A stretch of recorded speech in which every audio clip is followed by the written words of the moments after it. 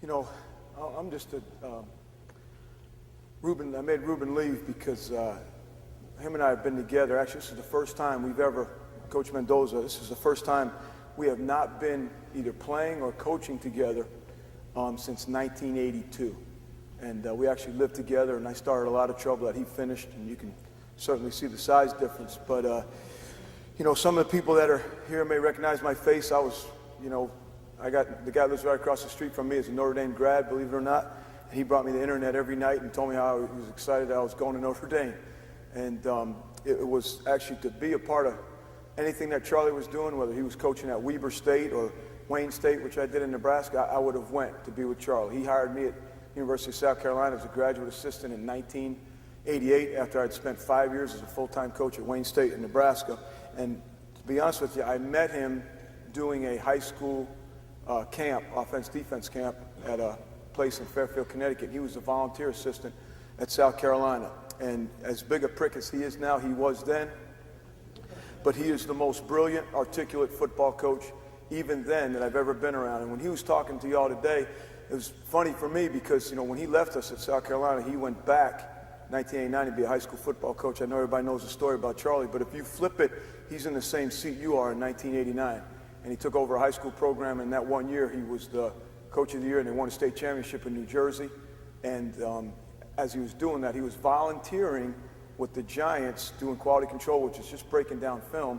He did such a great job with the paperwork. That's how he got hired. And the rest of it is a story. And the reason I tell you that, to go back to what Brian said a little bit, has to do with special teams. It really just has to do with what, you know, what you guys do. You guys could all do my job, man. You know, all those things they said about what I did and all that shit. You know, the frog never got on top of the fence post by itself. Somebody picked it up and put it on there. And that one thing he said about being young to do special teams, easy, because you don't have to be young. You just have to be young at heart. And but you guys can do or attain to do whatever you want to do. I'm living proof. Charlie's living proof. Those kind of guys. It's just a matter of what you want to do. And the other thing I'm going to tell you before I start, nothing I'm going to talk about, nothing I know, I invented. I am a thief from way back. And I steal everything I possibly can. I go to every high school clinic in the Tampa area because that's where I am now that I can go to. My son plays Pop Warner. I asked to clinic them on what I'm going to show you for a reason. It could be done at any level. It's all about coverage. I have my guy that played with Ruben and I as a head coach at Wharton High School in Tampa. I go visit with him and watch him practice. There are no greater teachers than the men in the room. Now, I ain't kissing your ass. I'm just telling you like it is. The greatest influence in my life was my high school coach. You guys have to lesson plan. You have to teach. You have to prepare your day. You have to prepare your practice. You have to coach what you get. When we get them, when we used to get them in college, when you guys took care of in high school, it's like, hey, nice job. When they did something they were supposed to do. We all say we develop them and do all those things. We get them at our level, it's even worse. We want to line them up, we want them to play.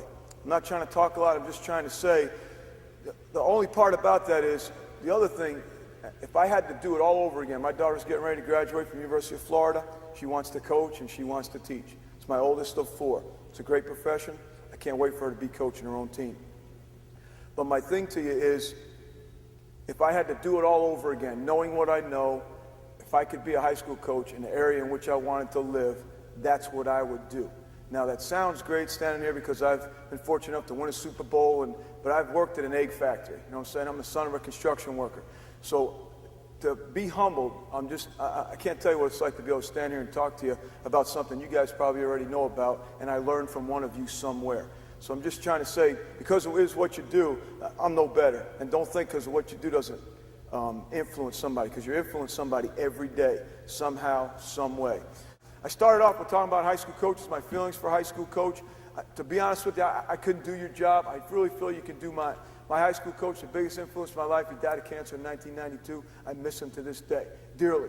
I've lost my mom to cancer. I lost my college coach to cancer. They got me started in coaching. I just lost my dad to cancer. If you guys ever get nickels and dimes, give them to cancer research.